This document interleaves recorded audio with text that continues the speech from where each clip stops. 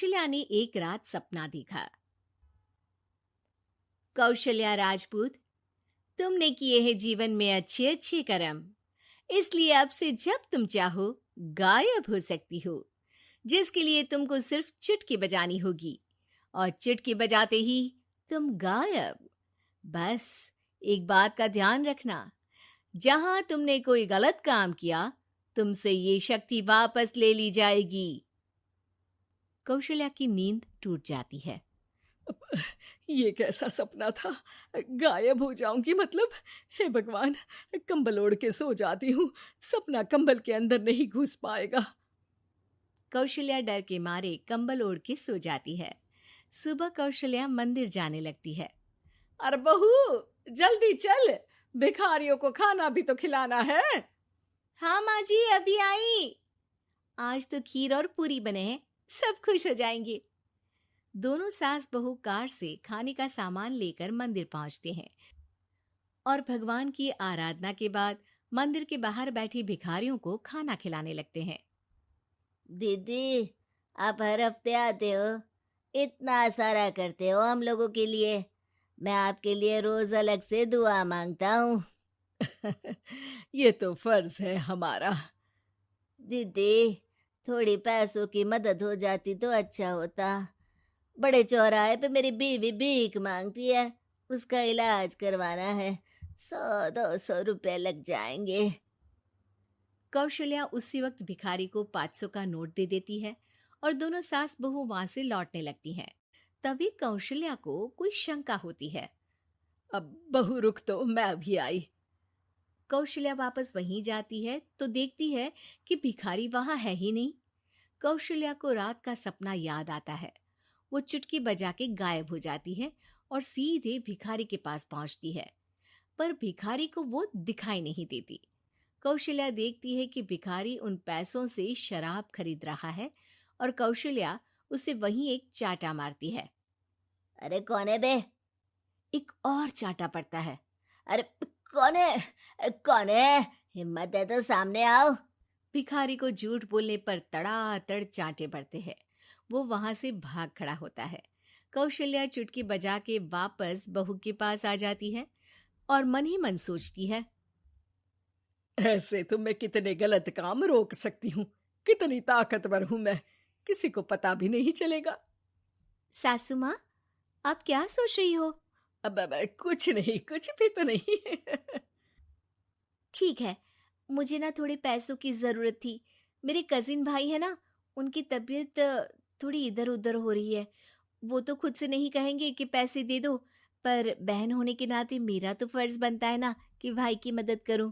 अरे हाँ हाँ, ले जाना पैसे।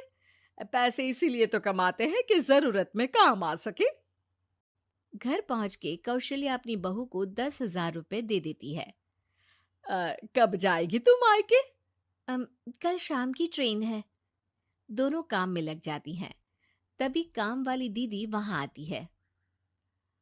आज ना मैं आप लोगों के लिए पनीर बनाऊंगी। ठीक है, मंगवा लेती हूँ पनीर। पड़ोस की दुकान वाला पनीर दे जाता है और काम वाली बाई पनीर से रेसिपी बनाने लगती है। आज अपनी सुपर पावर काम वाली बाई पे ट्राई करती हूँ। देखूं तो सही किचन में करती क्या है ये। सास चुटकी बजा के गायब हो जाती है और किचन में पहुंचती है। बाई को खबर भी नहीं है कि कौशल्या भी किचन में ही है। आज तो मैं भी पनीर की सब्जी बनाऊंगी रात को अपने घर, और थोड़ा सा घी भी रख लेती हूँ। वैसे भी कौशल्या बुढ़िया खा खा के मोटी हो गई है। कौशल्या बाई की चोरी पकड़ लेती है और गुस्से में बाई की चोटी ऊपर उठा देती है। बाई को समझ भी नहीं आता कि उसकी चोटी खड़ी कैसे हो गई। वो डर के मारे चीख पड़ती है। बहू भागते हुए किचन में आती है। अरे क्या हुआ? ये तुम्हारी चोटी खड़ी कैसे है? करंट लग गया है क्या? पता नहीं, शायद किचन में ना भूत है। बाई वहां से भाग खड़ी होती है और कौशल्या चुटकी बजा के अपने कमरे में टीवी देखने लगती है। बहू वहां जाती है। माँ जी, किचन में ना भूत है, बाई भाग गई। अरे भागने देना, भूत का तो पता नहीं, किचन में चोर जरूर था। और वो थी अपनी काम वाली। अच्छा हुआ चली गई। बहू को कुछ समझ नहीं आया। उसने किचन में जो देखा उसके सदमे में जो थी वो अभी तक। अगले दिन बहू अपने मायके के लिए निकल जाती है। कहीं भिखारी और काम वाली की तरह बहू भी तो मुझे धोखा नहीं दे रही। अरे कहीं वो पैसे ले जाके शॉपिंग तो नहीं करने वाली ना।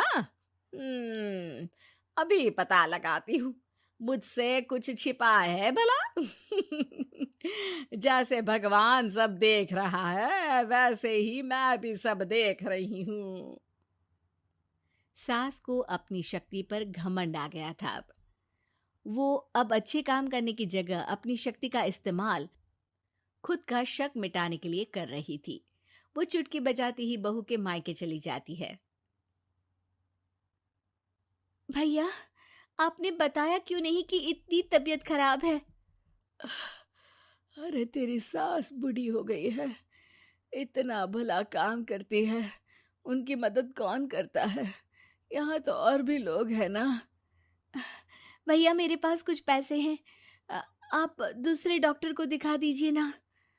अरे मुझे लगता है कि मेरा टाइम आ गया है, मुझे जाना होगा।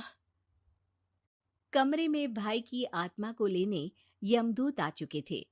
कौशल्या भले ही किसी को नहीं दिख रही थी, पर यमदूत ने उसे देख लिया।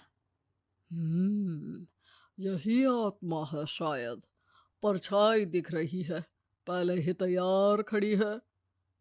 अरे आप कौन हो? यमराज का नाम सुना है? हैं? आप यमराज हो क्या? नहीं, हम उनके यहाँ जॉब करते हैं, आत्मा उठा के ले जाते हैं डिलीवरी वाले। चलो अब तुम्हारा टाइम पूरा हो गया। अरे आप शायद ना वो बिस्तर पर पड़े आदमी की आत्मा को लेने आए हो। मैं तो बस यहाँ देखने आई थी कि मेरी बहू कहीं मुझसे पैसे लेकर शॉपिंग करने तो नहीं चली गई ना। मतलब तुम्हारे पास शक्ति है गायब होने वाली? हाँ। तुम ऐसे तुच्छ काम में उपयोग कर रही हो ऐसी दिव्य शक्ति का।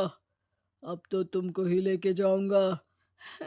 अरे नहीं नहीं, कल मुझे किटी पार्टी में भी तो जाना है। अब नरक में ही करना किटी पार्टी। नहीं नहीं नहीं। 3 बार नहीं क्यों बोल रही हो? टीवी सीरियल चल रहा है क्या एकता कपूर का? अरे प्लीज मुझे जाने दो। आप तो उस बीमार आदमी की आत्मा को लेने आए थे ना। गलत डिलीवरी करोगे तो यमराज डांटेगा ना। बात तो सही कर रही हो, पर हमको उस पे दया आ गई। अभी उसकी उम्र ही क्या है, पर कुछ तो लेके जाना पड़ेगा ना। एक काम करो, अपनी शक्ति दे दो, गायब होने वाली। हैं? अरे क्यों? तुम पृथ्वी लोक का भ्रष्टाचार रोक सकती थी, चोरी रोक सकती थी, अरे कोरोना रोक सकती थी, पर तुमने अपनी बहू की जासूसी करना शुरू कर दिया। अरे लेकिन किंतु परंतु। यमदूत सास की शक्ति लेके वापस चले जाते हैं। कौशल्या की परछाई हवा से नीचे गिरती है और जमीन पे आते आते कौशल्या का शरीर सामने आ जाता है। अरे लग गई, कितने ऊपर से फेंका।